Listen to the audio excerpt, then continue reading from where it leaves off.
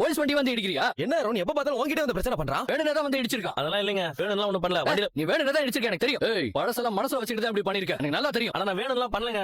இது வரைக்கும் வம்பிழுத்துட்டு நக்கலா பேசிட்டு போவேன். இப்ப அவர் பைக்ல வந்து இடிச்சிருக்க. நான் சத்தியமா வேணும்னு பண்ணல சார். என் கார்ல நடிக்காத. நான் இங்க இருந்திருந்தா என்னைய போட்டு தள்ளிப்பல. நீ ஒன்னும் அந்த அளவுக்கு ஒருத்து கிடையாது.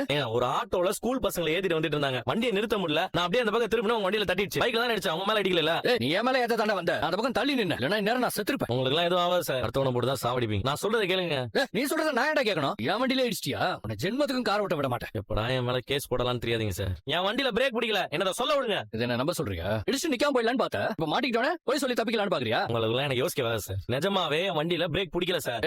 உனக்கு என்ன பிடிக்கல? அதான் வேணுனே வந்து இடிச்சிருக்க. சார் உங்களுக்கு எனக்கு பிடிக்காதுதான். அதுக்காக இந்த மாதிரி வேலை பாக்குறலாம் நான் கிடையாது. நிஜமாவே என் கார்ல பிரேக் பிடிக்கல சார். போதுண்டா. அண்ணா என்கிட்ட அடிக்கடி ஒருத்தர் பிரச்சனை பண்ணுவான்னு சொன்னல, இவன் தான் பாருங்க இப்ப என் மேலே இடிக்க வந்திருக்கான். ஆண்டி மேல எனக்கும் மரியாதை இருக்கு, நான் இல்லன்னுலாம் சொல்லல. ஆனா நம்ம லைஃப்ல நம்ம ஒண்ணா இருக்கணுமா இல்லையாங்கறத அவங்க ஏன் டிசைட் பண்ணணும்? அவங்கள கேட்டா நாம லவ் பண்ணோம், மேரேஜ் பண்ணிக்கிட்டோம். அதுக்கு அம்மா ஓகே சொன்னாங்கல்ல. அது கூட நான் சொன்ன பொய்யால தான் மனோஜ். நான் பணக்கார வீட்டு பொண்ணு இல்லன்னு தெரிஞ்சதுன்னா உங்க அம்மா நம்ம மேரேஜ்க்கு ஓகே சொல்லிருப்பாங்களா? கண்டிப்பா சொல்லிருக்க மாட்டாங்க. நம்ம மேரேஜும் நடந்திருக்காது. ஆனா இது எதுவுமே உனக்கு புரியல. நம்ம லைஃப் எப்படி இருக்கணும்னு நாம தான் முடிவு பண்ணணும். அதுக்காக நம்ம மட்டுமே தனியா வாழ்ந்துட முடியாது. நமக்குன்னு ஒரு ஃபேமிலி இருக்கு. அம்மா உன்னை ரொம்ப நம்புறாங்க. நீயும் எனக்காக அவங்க கிட்ட பேசுறதும் இல்ல. பேசினா என்னதான் திட்டுவாங்க. சரி கடைசி வரைக்கும் அவங்க கிட்ட பேசாம இருந்துட்டா நீயும் அப்படியே இருந்துருவியா? என்ன அப்படியே கட் பண்ணி விட்டுருவியா? நீ ஏன் இப்படி இருக்க? உங்க அப்பாக்கும் அம்மாக்கும் சண்டை வந்தா அவங்க பேசாமலே இருந்துருவாங்களா? நம்ம வீட்ல இருக்கிற எல்லா கப்பல்ஸ்குள்ளயும் சண்டை வருது. ஆனா அவங்க யாருமே பேசிக்காம இல்ல.